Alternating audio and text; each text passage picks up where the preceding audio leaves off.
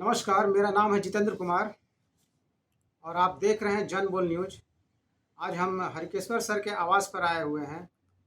ये इस बार लोकसभा का चुनाव बहुजन समाज पार्टी से लड़ चुके हैं और सामाजिक कार्यकर्ता भी हैं। साथ में इन्होंने आरक्षण बचाओ संविधान बचाओ मोर्चा भी बनाया हुआ है और बिहार प्रदेश के सेवा स्तंभ के अध्यक्ष हैं। सर, आपका स्वागत है। थैंक यू सर, आज हम एक विशेष विषय पर आपसे बात करना चाहते हैं। ये सर कम्युनल अवार्ड के बारे में हम जानना चाहते हैं, ये क्या है? देखिए, जब अंग्रेज़ों ने मन बना लिया कि हमको अब देश छोड़ के जाना है और यहाँ लोकतंत्र स्थापित होना, ठीक है, तब यहाँ पर हुआ कि यहाँ व्यवस्था हम करके जाए। तो यहाँ से मुस्लिम और सिख जो फर्स्ट जो राउंड टेबल कॉन्फ्रेंस हुआ, तो उसमें मुस्लिमों की तरफ से और सिखों की तरफ से और अन्य जो माइनॉरिटीज़ कम्युनिटी थी, उनके द्वारा ये आवाज़ उठाया गया कि लोकतंत्र जब स्थापित होगा, चुनाव होगा, तो चुनाव में निश्चित रूप से हिंदुओं की संख्या ज़्यादा होगी, हमारी संख्या कम होगी, तो हम कहीं से भी एक भी सीट नहीं जीत पाएंगे। मेरा रिप्रेजेंटेशन जीरो हो जाएगा। जहाँ 49% हम रहेंगे, 51% भी अगर हिंदू है तो स्वाभाविक है कि वही जीत जाएगा और मेरा रिप्रेजेंटेशन वहाँ जीरो हो जाएगा। इसलिए जो अल्पसंख्यक कम्युनिटी है उसको अलग से कम्युनल अवार्ड दिया जाए। और फर्स्ट राउंड टेबल में ये सब लोगों को मान्य भी हो गया। सभी जितने नेता थे सभी लोगों ने एक्सेप्ट कर लिया कि भाई मुस्लिमों को और सिखों को कम्युनल अवार्ड मिलना चाहिए, इसमें कहीं किसी को कोई आपत्ति नहीं है। तो फर्स्ट हो गया ही। तो फर्स्ट राउंड टेबल में ये हो गया। तो फिर जब सेकेंड राउंड टेबल कॉन्फ्रेंस हुआ तो उसमें डॉक्टर अंबेडकर ने उसी को आधार बनाया। उनका ये कहना था कि जब अल्पसंख्यक के आधार पर आप मुस्लिमों को और सिखों को अलग से सेपरेट इलेक्टोरल दे दिए, तो दलितों को जो है डिप्रेस्ड जो क्लासेस के लोग हैं, हम भी हिंदू का पार्ट नहीं है, हमको हिंदू नहीं माना जाता है और हिंदू से हमको बहुत ज़्यादा कोई लगाव नहीं है, ना वे लोग हमको मानते हैं, ना वे मानते हैं, ना हम लोग मान लें कुछ बिंदु पर जो है एक्सेप्ट करते हैं। तो वैसी परिस्थिति में अल्पसंख्यक मानते हुए डिप्रेस क्लास के लिए भी अलग से कम्युनल अवार्ड घोषित किया। तो इस पर हंगामा हो गया। हंगामा करने वाले गांधी जी को था कि भाई ये कैसे होगा, आप तो हिंदू का पार्ट हैं, हिंदू रहते हुए आप हिंदू से अलग करके आपको सेपरेट नहीं मिलना चाहिए, आपका हिंदू का पार्ट है। तब फिर उसमें हुआ कि भाई हिंदू का पार्ट है तो कैसे क्या है नहीं है, तो जांच करा लिया जाए। तो फिर वही जांच हुआ और जांच में जो रिपोर्ट सामने आया था, जांच में रिपोर्ट ये आया कि रियल में इनको मंदिर में समान हिंदुओं की तरफ घुसने नहीं दिया जाता है, तालाब में जो है इनको पानी तक पीने नहीं दिया जाता था, जबकि वहाँ जानवर पानी पी सकते थे, लेकिन जो डिप्रेस्ड क्लासेस के लोग हैं वे पानी भी नहीं पी सकते थे। तो ये रिपोर्ट जो हुआ, उस रिपोर्ट के आधार पर ये तीसरा जो कम्युनल थी वो वहाँ पर ये राउंड टेबल कॉन्फ्रेंस, तो उसमें मानिए कि कम्युनल अवार्ड घोषित हो गया। और घोषित हो गया तो गांधी जी उसी समय विरोध। तो गांधी का विरोध करने का मकसद ये था, उनको ये लग रहा था कि ये डिप्रेस्ड क्लास को हिंदुओं से अलग करने का मानिए कि एक उपाय हो गया। मतलब हिंदू से अलग हो जाएगा, और जब हिंदू से जब अलग हो जाएगा तो हिंदू कमजोर हो जाएगा।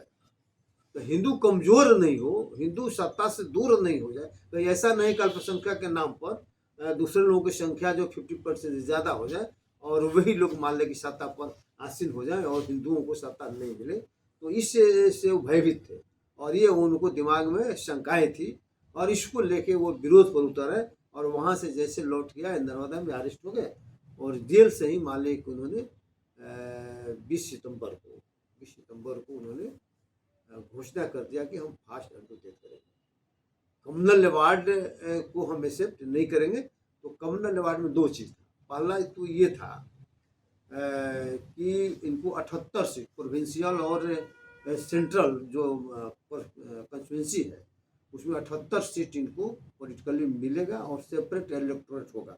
सेपरेट इलेक्टोरेट का मतलब होगा कि यही लोग अपने कैंडिडेट को चुनेंगे। मतलब शेड्यूल काम डिप्रेस्ड क्लासेस का जो कैंडिडेट होगा इन्हीं लोगों के द्वारा चुना जाएगा और इनका एक अलग भी अधिकार होगा, जनरल कैंडिडेट को भी चुनने में इनकी भागीदारी होगी। तो ये दो चीज़ था, तो इसी का गांधी ने विरोध किया और आमरण अनशन में बैठ गए और आमरण अनशन में बैठने का नतीजा ये हो गया कि लगा कि गांधी का डेथ हो गया और स्थिति खराब हो जाएगी। तो समझिए कि असंतुष्ट मन से ही अंत में डॉक्टर अम्बेडकर को उनका बात को मानना पड़ा और वही पूना पैक्ट हुआ। तो पूना पैक्ट में गांधी की तरफ से मतलब हिंदुओं की तरफ से ये मदन मोहन मालवीय की उन्होंने किया और डिप्रेस्ड क्लासेस की ओर से डॉक्टर अम्बेडकर ने दस्तखत किए। तो इस तरह से मालिक हो गया। तो उसमें अंतर क्या होगा? तो पहला तो ये हुआ कि जो कम्युनल अवार्ड घोषित था उसको डिस्कार्ड किया गया, अब कम्युनल अवार्ड नहीं रहेगा। अब मानिए कि जो सेपरेट इलेक्टोरल जो था, अब सेपरेट इलेक्टोरल नहीं होके अब मान लीजिए ज्वाइंट इलेक्टोरल से जो है ना ये कैंडिडेट का चुनाव होगा, लेकिन संख्या बढ़ा देंगे। जो 78 था अब इसमें आ गया कि 148 को कैंडिडेट मान लीजिए जीत के जाएंगे और 148 मान लीजिए स्टेट और केंद्र लेकर वो रहेंगे, लेकिन ज्वाइंट इलेक्टोरल से जाएंगे। तो ये वहाँ पर कमी हो गया। सीट इनका बढ़ेगा 78 से 148 मान लीजिए कि ये हो गया, ये चीज़ हो गया। और उसी में ये भी निर्णय हुआ कि चूँकि जो कार्यपालिका है जो संचालित करेगी इसको, तो उसमें मान लीजिए कि जो सेवाओं में वहाँ से इन वर्गों के साथ डिस्क्रिप्शन नहीं हो, उसके लिए भी अलग से आपको व्यवस्था करना पड़ेगा, रिप्रेजेंटेशन आपको देना पड़ेगा डिप्रेस्ड क्लासेस को। उसी में ये भी मालिक हुआ। उसी का नतीजा हुआ कि फिर जब सरकार वहाँ बनी इंडिया में, तो लेबर मिनिस्टर जब बने ये डॉक्टर भीमराव अम्बेडकर, तो 1936 में तो लागू होगा सेपरेट इलेक्टोरल। सेपरेट इलेक्टोरल मतलब जो कम्युनल अवार्ड के बाद जो पुनः पैक्ट हुआ 1935 में ये लागू हो गया। लेकिन जो सेवाओं में जो सर्विसेज में जो उनको डिस्क्रिमिनेशन से बचाने का जो प्रावधान था वो लागू नहीं हो पाया था। तो डॉक्टर अम्बेडकर ने 1942 में जब ये मतलब वहाँ उन्होंने एक चिट्ठी लिखा वहाँ के प्राइम मिनिस्टर को कि पुनः पैक्ट में ये भी एक ये भी चीज़ एक है, तो इसलिए इसको भी लागू होना चाहिए। उसी के बाद से 1943 से नौकरी में भी सेवाओं में भी रिजर्वेशन लागू हुआ डिप्रेस्ड क्लासेस के लिए। उसमें डिप्रेस्ड क्लासेस में बाद में अनटचेबल्स हो गया, फिर SC ST दोनों का उसमें वो आ गया। तो उसी समय से फिर रिजर्वेशन लागू हो गया। और फिर आ जाइए मान लीजिए कि 1950 जब संविधान लागू होने लगा तो संविधान भी लागू हुआ और उसमें SC और ST का अलग से एक तरह से प्रेसिडेंशियल ऑर्डर निकला। प्रेसिडेंशियल ऑर्डर 1950 के द्वारा ST का अलग और शेड्यूल कास्ट का अलग, जो संविधान के अनुच्छेद 341 और 342 में क्रमशः मान लीजिए। तो उसमें मान लीजिए कि लिस्ट निकल है कि who is schedule caste, who is schedule tribes, है ना। उसी के बाद से जो 1943 में जो रिजर्वेशन नौकरी में लागू हुआ उसमें से लागू हुआ। और जो आपका जो प्रोविंशियल मान लीजिए था तो संविधान का भी पार्ट बना, क्योंकि एग्रीमेंट था क्वासी जुडिशरी माना गया, क्वासी पुनः पैक्ट जो है क्वासी जुडिशरी को माना गया और अर्धन्यायिक प्रक्रिया थी, इसलिए उसको पूर्ण न्यायिक प्रक्रिया मानते हुए उसको आपका संविधान का पार्ट बनाया गया। तो ये हमारा स्थिति। तो अभी आप हरिकेश्वर सर से हमारी बातचीत सुन रहे थे, आपको हमारा बातचीत कैसा लगा? कमेंट बॉक्स में जा करके ज़रूर अपने बात रखिएगा और शेयर और लाइक कीजिएगा। धन्यवाद।